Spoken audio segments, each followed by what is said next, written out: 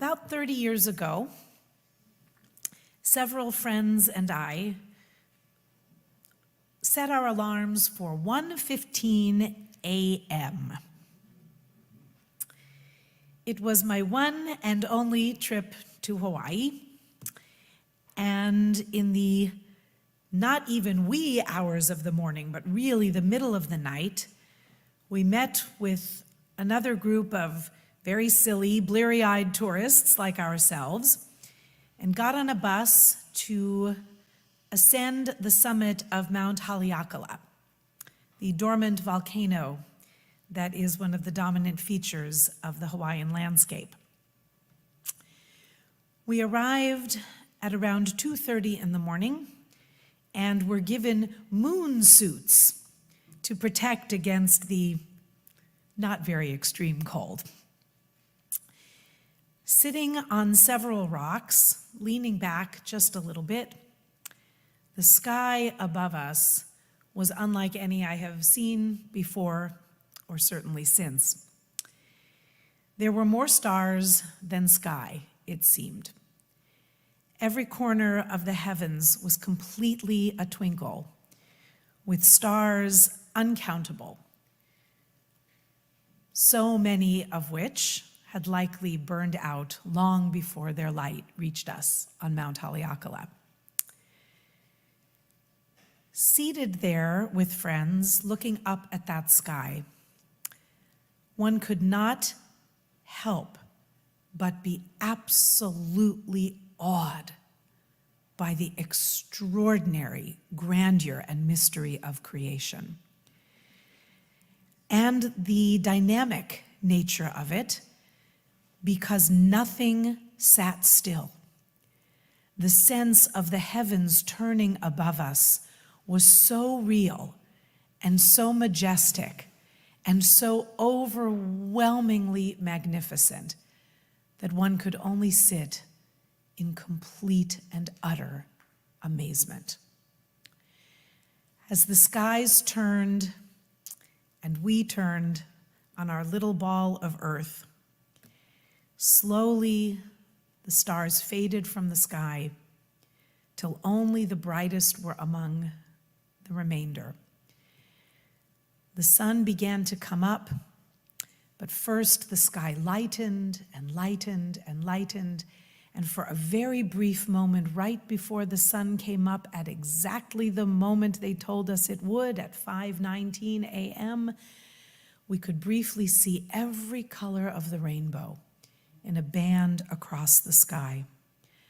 For only one brief, fleeting moment, uncapturable by a regular camera and has to just live in our hearts and memories, we took a breath together, could sense the rim of the crater of the volcano that had lain dormant for so long, saw what they call the rim of fire as the edge of the volcano lit up with sunlight before we could see the sun, and then at 5:19, up came the sun over the horizon.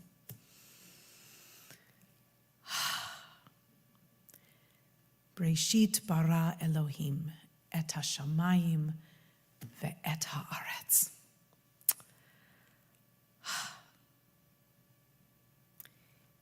If you've ever been on the top of a mountain, you might know a little bit of that sense of just feeling as close to the divine presence as we might ever feel. That was a perfect setting.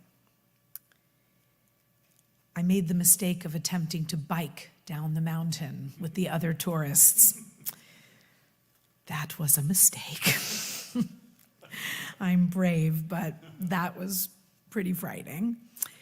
But even that experience and the way that I had it, we could travel from moonscape down to lush tropical forests and so many different topographical layers in between. It was an experience I pray I never forget.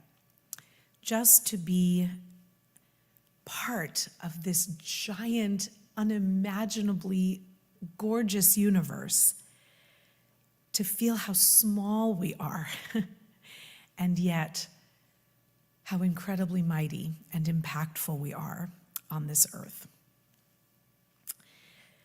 My favorite psalm is Psalm 104.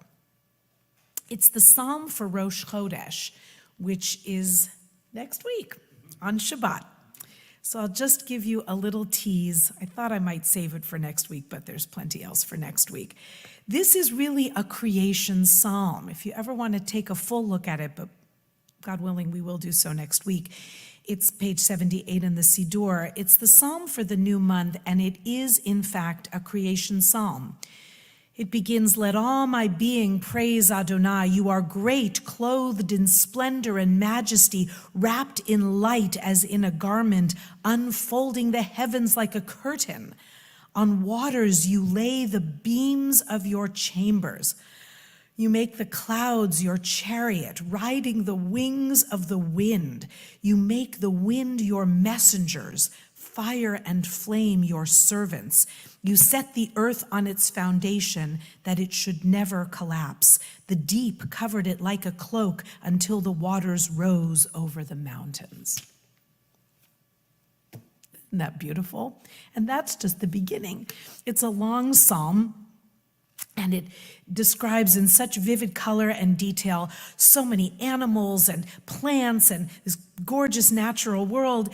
And many people have been tempted and have intoned this psalm at places like mountaintops. Rabbi Phil Miller describes a very similar situation, climbing the summit of a mountain. Again, we rode up in a bus, that was probably smarter, but describing going to the top of a mountain with a friend and chanting Psalm 104. It seemed so appropriate. "Bless the Lord, O my soul, how abundant are your works, O God. With wisdom you made them all." And enjoying this magnificent psalm until he came to the end. And it's a song we used to sing as kids, and I never really thought about the meaning because we were never taught the meaning of much of anything when we were kids, but we did sing it in Hebrew, and it's a wonderful, joyous melody. And it says at the end, "I will sing to God as long as I live. I will chant to God all my life. May my meditations please God. I will rejoice in Adonai. Let sins disappear from the earth, and the wicked will be no more. Praise Adonai, my soul. Hallelujah." What? Wait a second. I was enjoying the view from the mountaintop, says Rabbi Miller and myself, and anyone reading this psalm. This is such a beautiful psalm. And then at the very end, we're reminded of how sinful the earth can be and how wicked people can choose in their daily lives. What a bummer. When we get to the end of Parashat Bereshit, the original Torah didn't have the parsha breaks that we're accustomed to. And the very, very end of the portion, my beloved Rabbi Finley will say, "You want to know about the state of the world?" He always say, Genesis 6:5. Don't look any further than that. And he's a very optimistic and amazing man who brings so much healing to so many. But he says, Genesis 6:5, "The Lord saw how great was man's wickedness on earth, and how every plan devised by his mind was nothing but evil all the time. And the Lord regretted that he had made man on earth, and he was sad." There is sin on this earth, my friends. How we would wish it to not be that way when we sit on the mountaintop and behold the grandeur of the heavens.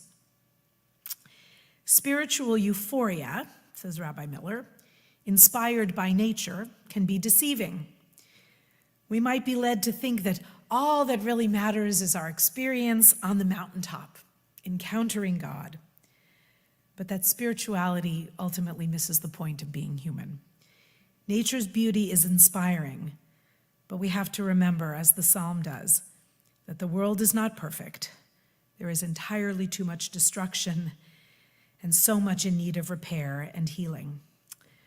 So while we might want to stay up on that mountain, we have to, at least in my case, put ourselves in great danger and get on the bike and start riding down into the messiness of the world. We need to go up on the mountain every once in a while, even in the middle of the night, say a psalm that praises creation to the absolute ends of the universe and beyond, because when they tell us the universe has no end, my poor little brain can barely handle it.